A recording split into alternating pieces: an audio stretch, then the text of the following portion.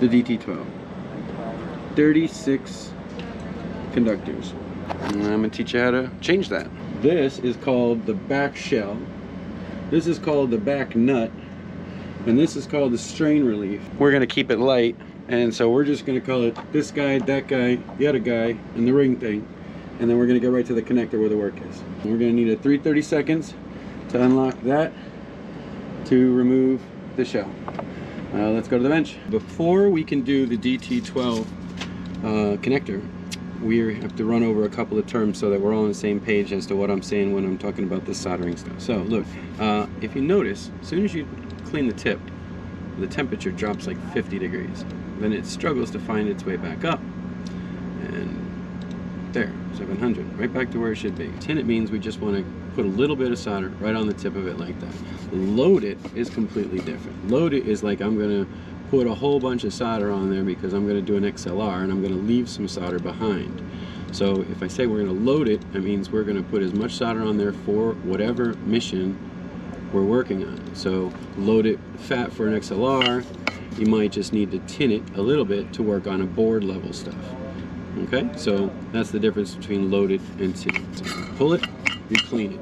You load it, use it, load it, use it as many times as you need. You can clean it in between loading it and using it, but before you put it away, you clean it, you tin it, and you put it away.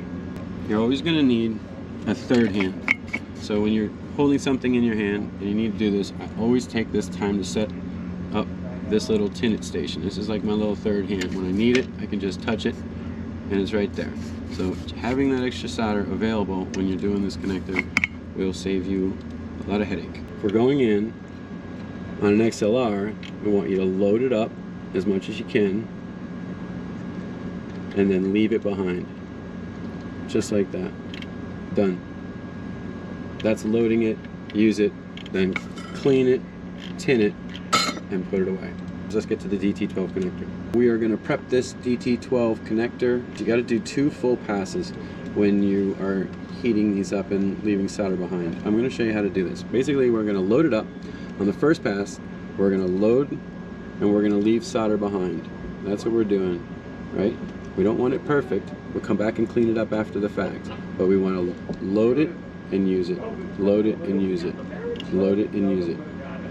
But we don't want to stay on it too long, and we don't want to heat up the rubber that's underneath. That's why we're making 2 passes. So in this case, we're going to load this as much as we can, like that. Go in there, in and out fast. All we're doing is leaving solder behind. Emergency, shut the soldering iron off. What's up? You good?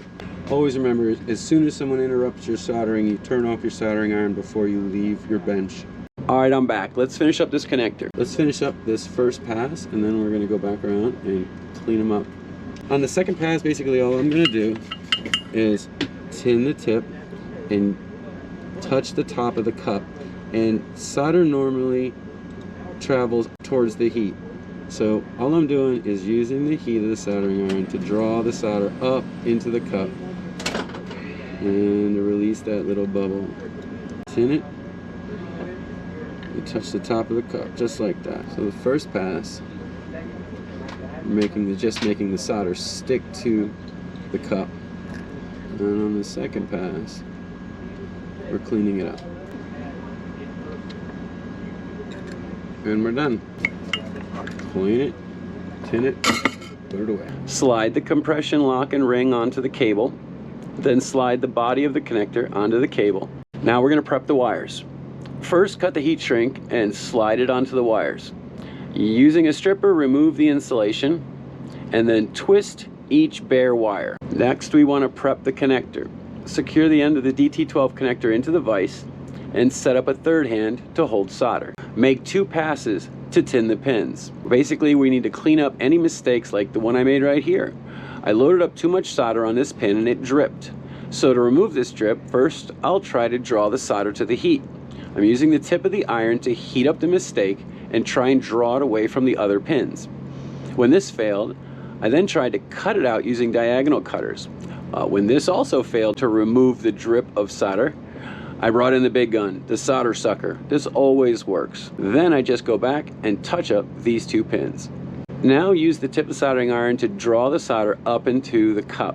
Notice I'm only touching the top of each pin. Solder will naturally draw to the heat. Once we have the entire connector prepped, then we can move on to attaching the cable. Tin the tips of the cable. We have already twisted each of these wires, but we haven't tinned them yet. During this pass, I'm tinning the red and black wires, and I'm only tinning the very tip of the shield. Now we attach the cable to the connector.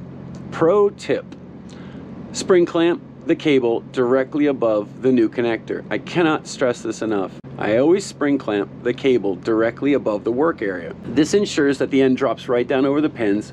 Next, we cut heat shrink for each of the 12 shields. As we attach each wire, first add the heat shrink to the shield and solder it onto its pin. As you solder it, it will shrink the heat shrink. I always attach the shields first. Next, attach the red wire and then the black. It's easy to visualize the repeating pattern. If needed, have the proper pin out in front of you as you work. Once you're done soldering, unclip the cable and slide the connector body and compression rings down. Twist the connector body onto the end and secure it with the 3/32 Allen wrench. Then screw the first compression ring on. Pro tip: this is the most important tip I have for you on DT12s. Right before you tighten the compression ring, I want you to push 1 inch of the cable into the connector. Then hold it there while you finish screwing the lock together. This ensures that the strain relief pulls on the insulation and not on the solder points. And there you have it. The new connector is installed and ready to test. So there you have it. These cables can be very difficult to repair, especially if there's a broken wire near the center. But DT12s are not all that difficult to re-end. Your best bet is usually to just start all over from the beginning. And we're gonna go ahead and run this checker on it now. See if I got lucky. Thank you for watching these training videos. Thank you for your feedback, and have a good show. And look at that. The Pin 37 production.